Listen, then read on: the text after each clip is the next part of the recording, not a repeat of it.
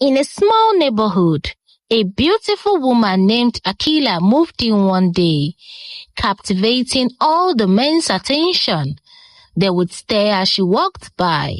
But Akila only had eyes for the wealthy. Among them was John, a successful car dealer who persistently pursued her with so many gifts until she gave him a chance and agreed to marry him. Their wedding was like a fairy tale, with hundreds of guests, delicious food and beautiful decorations.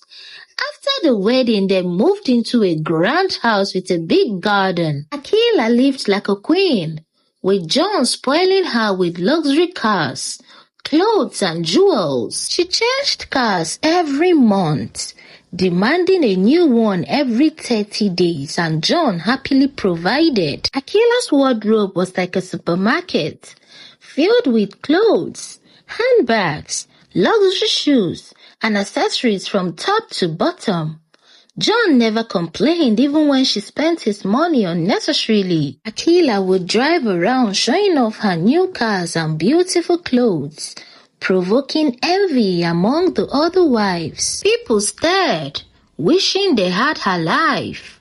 What Akila didn't know was that there was a mystery behind John's wealth, a dark secret. After completing his National Youth Service, John struggled to find employment.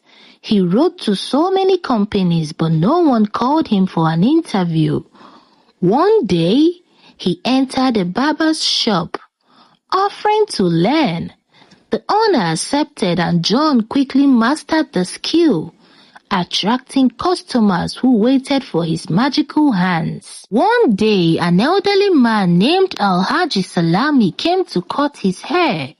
He asked John how much he earned. John said 20,000 naira per month.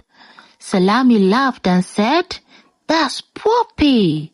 He gave John his card and told him to call. That evening, John called Salami and met him at a quiet place.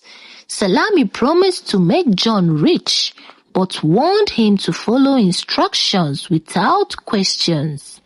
John agreed, and they drove to a lonely road. An old woman appeared with a black calabash, chanting strange words.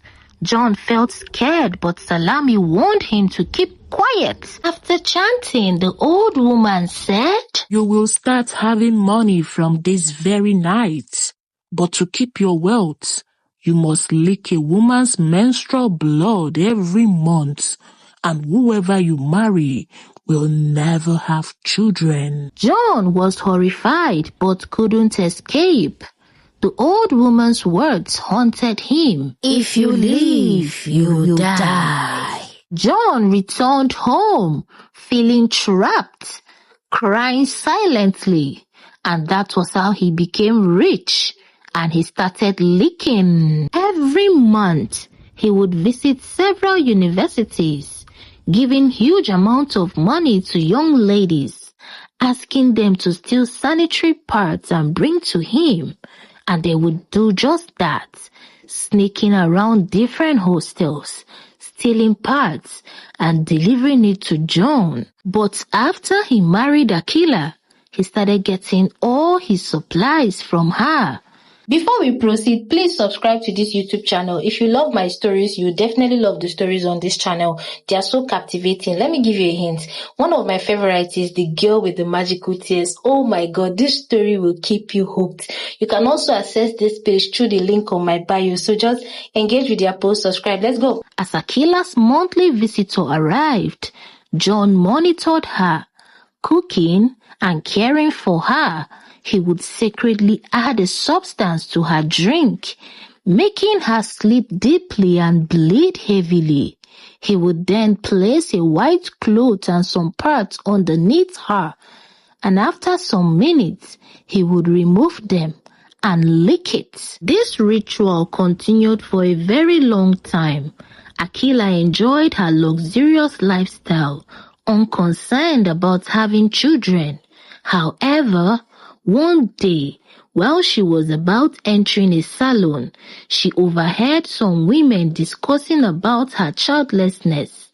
Akila felt saddened and realized she needed a child to complete her. Everything is not all about money. The real flex as a woman is to have your children running around your beautiful house, not like what that rubbish Akila is doing. Exactly. She's very beautiful but very daft. I don't admire her one bit. She keeps changing cars like a fool. Anyway, she doesn't have any child to invest on.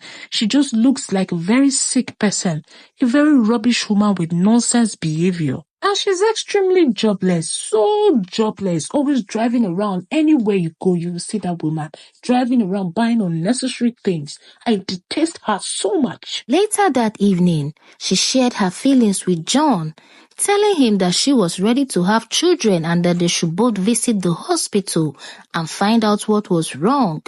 But his expression changed. He immediately got angry and drove out of the house. He visited the old woman, obtaining a salt to sprinkle in Akila's food, erasing her desire for children.